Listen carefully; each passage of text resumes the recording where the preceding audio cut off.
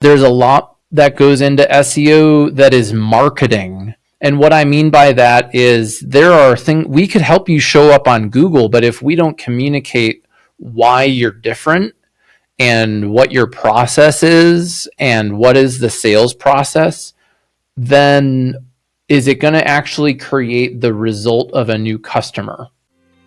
Hello, welcome to Outer Spaces, a podcast dedicated to empowering landscapers, hardscapers, and outdoor living professionals. I'm Joshua Gillow. My mission through this show is to create a powerful resource for you, someone who is striving to grow their company well past the $1 million line, but might not have all the tools and processes to do so. Here in Outer Spaces, we are passionate about breaking the chains of small mindsets and helping contractors just like you take control of their businesses and their lives. With nearly 3 decades of experience designing, selling, and building six-figure outdoor living spaces, I've made all the mistakes. Starting with $0 in my pocket, and through the grace of God and a ton of hard work, I now own multiple businesses that afford me the time with my family and the lifestyle I've always dreamed of. So join me as I share what I've learned along my journey, strategies, and other contractor success stories right here on the Outer Spaces podcast. Now, let's get on with the show. Hello, welcome back to the Outer Spaces podcast. This is your host, Joshua Gillow. And this week, Jack Jostes from Ramblin joins us back on the show, and we're going to go deep into SEO. What is SEO? Is it worth it? What does it do to my website in order to get higher rankings so people can find me better? And what are some of the best practices in SEO so you're not spending a lot of money that doesn't do anything for you? So guys, if those are the kind of questions that roll through your head, keep on listening. Hey, Jack, welcome back here to the show. I can't wait to unpack SEO with you today. Last week, we talked about the top 3 strategies for crushing marketing in 2024. And you mentioned that SEO and reviews are very important. And then re-engaging those clients that might not have said yes yet. And then also Facebook and Instagram. So today, I would like to go much deeper with you into what is SEO? From like a bigger 35,000 foot view. And then how the heck do I know if I'm doing it right? What am I supposed to be doing? Who do I hire? Like there's just so many what ifs that I don't understand this. So can you take us through that? Yes, Joshua, thanks for having me back. And SEO is very powerful. I believe it is the top driver for new customers for landscape and outdoor living companies, primarily because what a qualified source of traffic. When somebody's searching for what you do, yes, you want to be found by that. So essentially, search engine optimization, SEO, is doing the work that helps you show up on a search engine. And at this time, Google is still the dominant search engine. And we're going to focus most of our conversation around Google. I've been working in SEO for over 15 years, and I have seen a lot of it change. I have seen a lot of it not change. So we can get into some of the fundamentals today. And I learned it in part from somebody whose company I eventually acquired. And the way I got into it, my main skill is writing. And I was doing writing for company websites.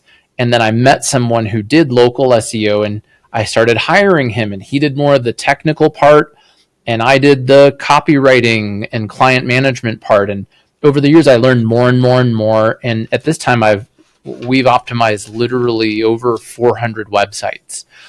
So there's pretty much 2 components of SEO. There's on-page SEO, which is the work that we're going to do on the pages of your website. So your actual website content is on-page SEO. And then there's off-page SEO. And off-page SEO is going to be the things that are not on your website, but they impact where you show up on Google. And that's going to be things like the reviews on your Google business profile, or the recency of the reviews on your Google business profile, or how many other websites link to your website. So that's definitely off your website. Things that are happening externally on other people's websites influence what happens on yours. Got it. So, when it comes to SEO, I think of, I've been in business now almost 3 decades, and I've had people sling that at me. And sometimes it's like, yeah, for $2,000, I can, optimize your website. Next guy's like, it's going to be 30,000 to optimize your website. And I don't know whether I'm just being bamboozled by somebody or whether there's different levels to this, because I don't know this stuff. I'm not a marketer. That's what you do. So I know a lot of listeners are probably thinking like, I want to do the right thing. SEO is an evergreen investment into your business, right? So if you do like Facebook ads or these kinds of things, you're only getting value when you're paying. But with SEO, you invest in this website getting a higher ranking because you've given it what Google wants to see. So I'd love for you to get in there and give us a couple of simple, examples or strategies in order to understand that part. Yeah, and the feeling of being bamboozled I can relate to because I was once bamboozled. In fact, the way that I first learned local SEO was I paid to join a multi-level marketing pyramid scheme. Now, not all multi-level marketing businesses are pyramid schemes, but some of them are. And so I paid to join. I had to pay $750. This was 2008. And I joined this product. It was called Local Ad Link. And what it said it did was help you show up on the search results. Yes. And I thought, wow, I'm going to help everyone show up on the internet. How wonderful. And I didn't know much about it. This was my first experience. And my clients didn't show up online. I didn't get paid. And then that company, my regional development manager or whatever their joker title was, they stopped answering my calls. So that was how I got into. I was bamboozled, and the other $750 I spent was to join a networking organization. So I joined this networking group, kind of like BNI, and I had a taste of the freedom of working for myself. But more importantly, I was like really curious of like, how does this actually work? How do I actually help people with this? How do I not get bamboozled? And how do I protect people from getting bamboozled? That was truly how I got into this. So that's when I then met the mentor whose company I later acquired. So people who have been bamboozled, you're not alone. I was at one's time. It happened to me. Yeah. So again, back to the two concepts of on-page SEO and off-page SEO, and why might one person charge you $2,000 while another might charge $30,000? To me, there's a lot that goes into SEO that is marketing.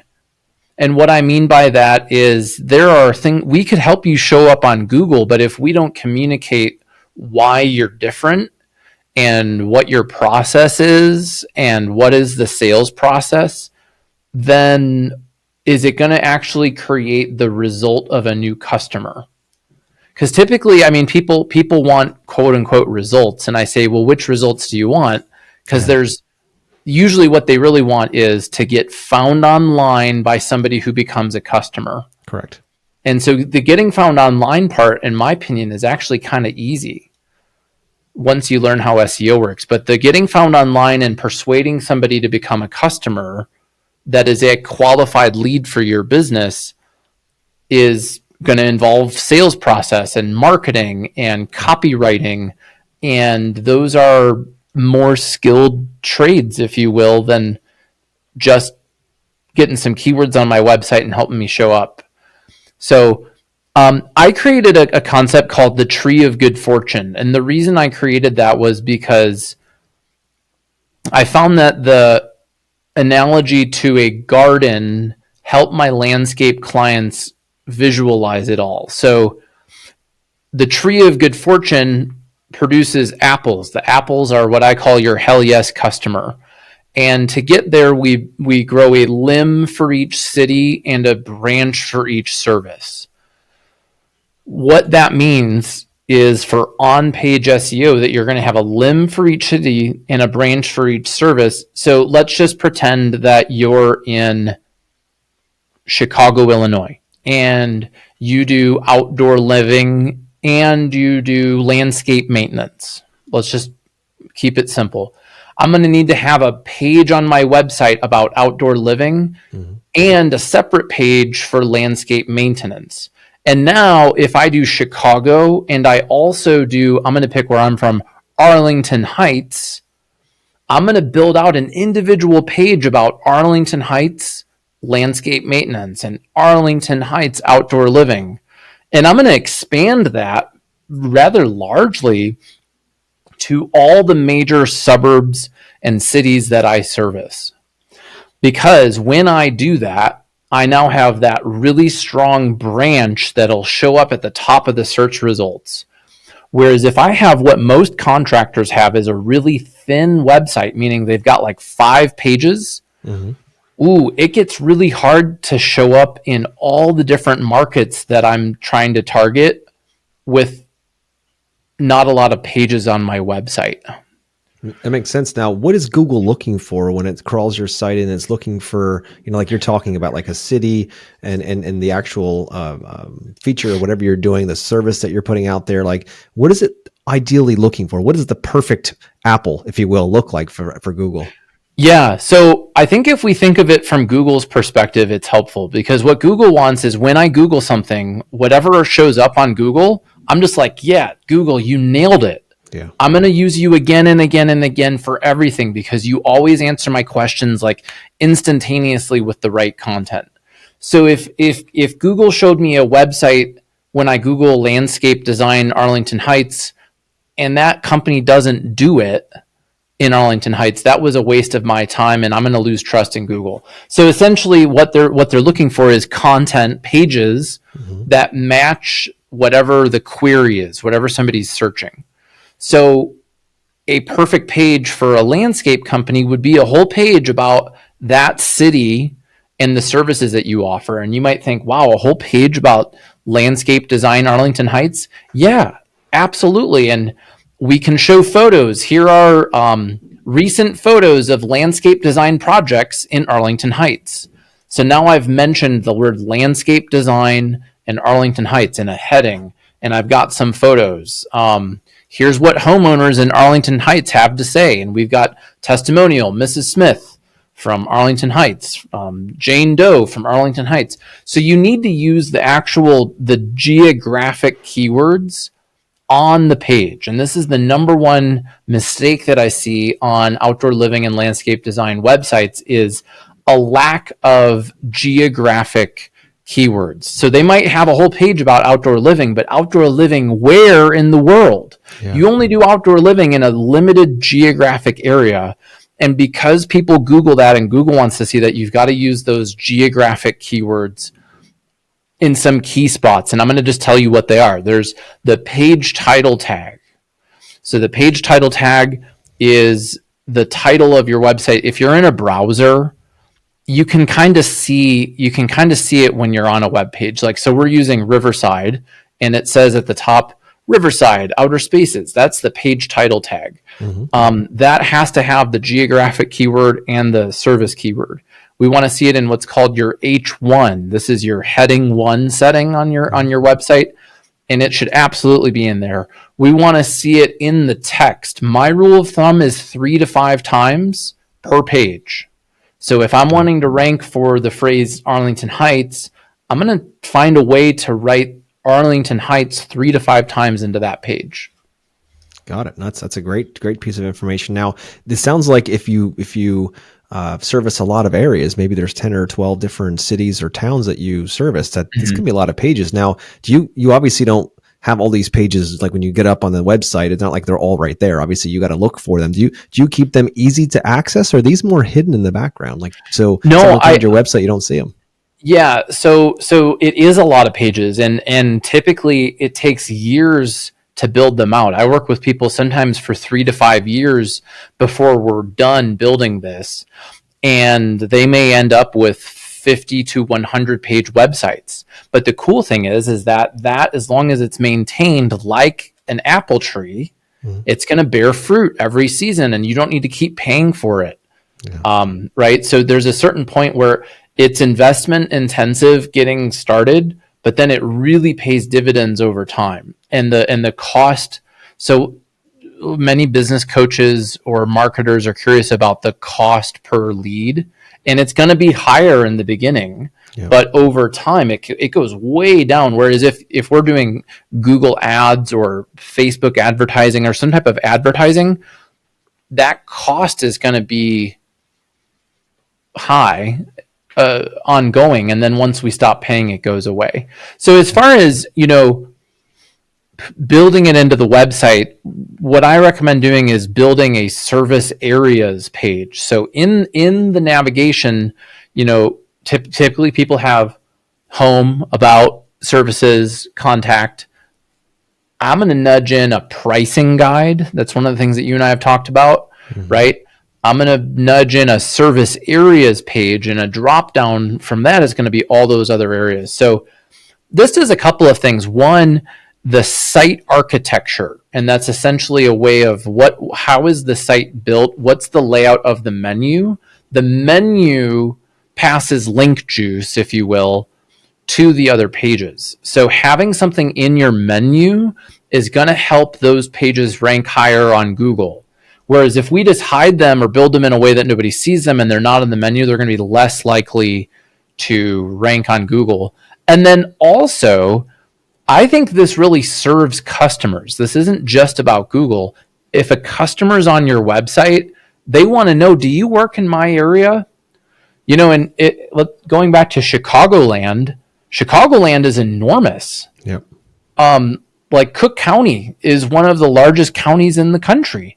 And it can take you well over an hour and a half to drive from one point in Chicagoland to another. So it's kind of a meaningless word from a marketing standpoint. Chicagoland, well, where? Yeah. And that service areas page is like, oh, cool, I'm in their area, I'm going to contact them. I love that. Now, I know that you mentioned like people actually typing in search queries and in Google when they're searching for things. How do we find out which different keywords that are using in order to make sure our pages represent that? Like maybe it's like you mentioned, Chicago, or it's Aurora or something like that, more of a city, outdoor living or anything like that. Like, how do we know what they're searching? How can we get a list of that so we can effectively set our pages up? It's a great question of how do we figure out what keywords are our potential customers searching? Yep. And there are a couple ways of doing this. One is to use Google Suggest. So I'm just going to do it right now while I'm on the interview with you. If you go to google.com and you start typing in, let's just start typing in like the word patio. So Google is suggesting patio furniture, not a fit. None of, right? So when we start to type into Google is trying to anticipate, well, what are you looking for? And a lot of times, if we start typing more, we know that Google is suggesting that because there are many searches for it. So if we go to, if we do a different one like outdoor living, oh, wow, now it's suggesting outdoor living Denver. So when I see a service keyword with a city name in it, ooh, that's good, because not only am I looking for outdoor living ideas, right? I might see Pinterest or some other design site or a magazine, but when I start adding in that geographic modifier, it has the intent of finding a company who does it. So that to me is going to let me know that outdoor living is a good keyword. So then once I click on there, and I scroll down, I can see, and you can't see this right now, but at the bottom are related searches. So it's saying cabinet stores near Denver, kitchen remodelers near Denver, furniture stores, and then it gets into, outdoor kitchens Denver. And so part of it's like clicking on these things and looking at the search phrases and what are the results and are they for businesses like yours? I'm going to give listeners just a gold tip. Outdoor living is absolutely a good keyword. Outdoor living is a good keyword, and so is landscape design. Landscape design, now many people get hung up on what does the word design mean? And they're like, oh, well, I don't do landscape design. I do outdoor living. A lot of times the customer is searching landscape design when they need what you might call hardscaping. I can tell you that hardscaping is a terrible keyword. Everyone listening does hardscaping. No one is Googling that except other contractors. That's right. So, like, right. So this is why, I mean, we got to get into like, what does our customer want? What are they searching? Yep. Another really powerful free tool is called Google Trends. So if you go to trends.google.com, you can type in search phrases like outdoor living or landscape design or lawn care or lawn maintenance or landscape maintenance, landscaping companies, and you can see a chart that'll show you the comparisons for those keywords, and it can give you a sense of which ones to use. I love that, dude. Yeah, thank you for that. That is a huge thing. So listeners out there, if you're just sitting here thinking like, oh boy, I got to go check, just pause this or rewind it back, grab that those different links that he just mentioned and go take a look and see where, what you can find on there that'll help you with your business for sure. Now, Jack, I know that when it comes to site speed, could you talk a little bit about site speed and how fast it loads? Because I've been on some sites, they're waiting for it to load, and you're just like, screw this, I'm going to go on to something else. So what should we be looking for in a site speed, and how does Google see that? Yeah, so site speed is essentially a measure of how fast does your website load. And landscape design and outdoor living companies are at risk of having a slow site speed because they typically have enormous, beautiful photographs. Yep. And if you hire a professional photographer and they send you enormous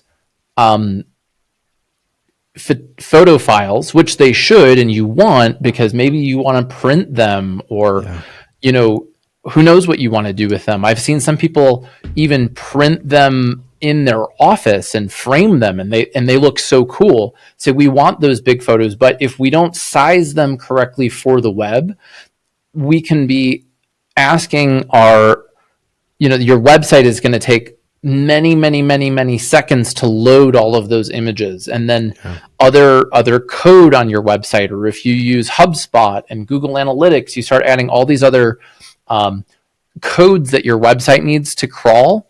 It's gonna load more slowly.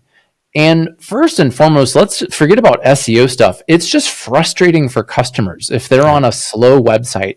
And if you live in an area where, maybe cell phone service isn't that great, right? That gets even worse. Or maybe internet speeds aren't great. It also, from a technical standpoint, can impact your ranking on Google, and maybe even more importantly, if you're paying for Google ads or Facebook ads. I deliberately waited 5 seconds there, and that was a little weird. I had a client one time, and they came to me, and I was doing an audit, and that's where I start with all clients. I'm like, hey, I got to get under the hood, look at what you've got. They were spending $6,000 a month between Google ads and Facebook ads. And the ads looked beautiful. The ads were getting a good click-through rate, but as far as converting into a lead, their conversion rate was terrible. Mm-hmm. Their website took 20 seconds to load on mobile. Wow. So they were, and I said it to them this way. I'm like, look, you're paying $6,000 a month for people to go to a slow website. Yeah. They're like, oh, I never thought of it that way. So were the ads the problem? No, the ads were great, but they were funneling to a slow website. So this is where, in the on-page SEO that we were talking about, there is a pretty technical component of website development. And not all websites are created equally. And what's even more frustrating is many times very beautiful looking websites are poorly developed. Yeah. And that means that they could load slowly. They might not have some of the sales components that I would want to see, like calls to actions or forms, things like that. So this is where, it gets a little more complicated, and you really do need a well-developed website. Yeah, man, I couldn't agree more. Now, is there any tools that you can recommend our listeners go to see if their websites are fast or whether they're really slow? Because to be honest with you, we just found this out about ours, and we were doing okay, but it certainly was not great. And I could not believe when I found out, like, how long have we been doing this? And we didn't know that our website, and we have all these beautiful pictures, and how fast it was. Well, how slow it was going, and how fast it could be going. Yeah, there is a tool, and there are some advanced ones, some of them that require a software or a membership. You have to pay for it. Mm-hmm. I wouldn't recommend those unless you're a professional marketing company like mine. If you want to just get a baseline of like, how am I doing? If you search on Google page speed, if you even just search that, and again, I mentioned this because they've changed the website. Currently at this time, it's pagespeed.web.dev. Okay. So anyways, if you just Google page speed insights, you can find that and run your site through there, and they have all of the different metrics, and they make it pretty easy. They give you a green, yellow, or red. Yeah.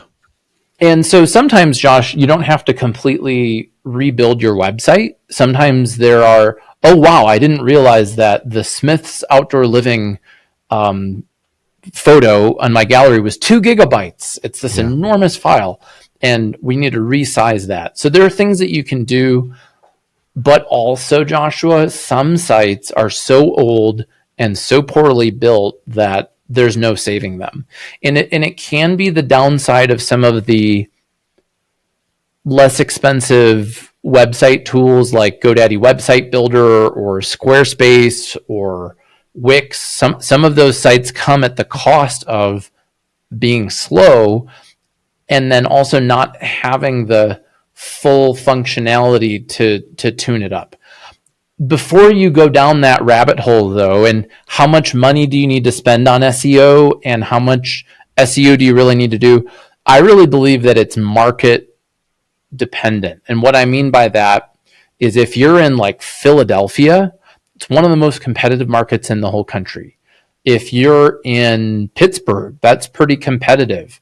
If you're in a more rural area where there are simply, one, the population is lower, and two, the number of competitors on Google is lower, you'll need to do less marketing, right? Because it's less competitive. So there are 10 spots on the first page of Google at this time, right? So there's the map results, and then there are 10 links. And so if you're in a market where there's only 2 other competitors, you can probably outrank them by doing some pretty basic stuff.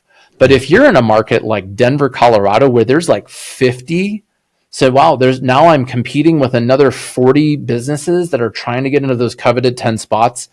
That's where some of this technical stuff will make or break it. It makes perfect sense. Now, can you give us any range, as we wrap up here, any range of what SEO might look like on a yearly or an overall cost basis so the listeners kind of get a sense? And I know it's just like you mentioned, some might be very little and some might be a ton, but is there any ranges that you can suggest they should be thinking? Yeah. I mean, I think that if you're going to hire like a truly professional company, you're probably going to be spending thousands of dollars a month. Yeah. And that's just what it's going to cost. And if you are in a very competitive market and you're wanting to grow faster, you're going to need to spend more. You might be spending $4,000, $5,000, $6,000 a month. If you are in a less competitive market and or you're okay with growing slower, then you may spend $1,000 to $2,000 to $3,000 a month. And if you're in a very light competition market, you might be able to get away with doing a one-time project, meaning you might be able to get in one and done and you're out. But it partly depends on how large is your service area and how competitive is that service area. Yeah, that's Chicago, Chicago, one size fit all kind of thing. Yeah, Chicago is a good example again because it's fiercely competitive. One of the things that I do with an audit for people to help them figure out their budget is a market analysis. And I'll Google and I'll say, hey, look, the highest rated outdoor living company in Chicago has 127 Google reviews, and they've been in business for 20 years. The next one after that has, and this actually happened, has 70 Google reviews and then 60 Google reviews. You have 8 Google reviews and you've been in business for 2 years. So you are in a fiercely competitive market, and it's going to take longer and more money. And then I might look at a company that's the same revenue size, the same years in business. I'm like, hey, good news. The top competitor in your area has 12 Google reviews and you have 8.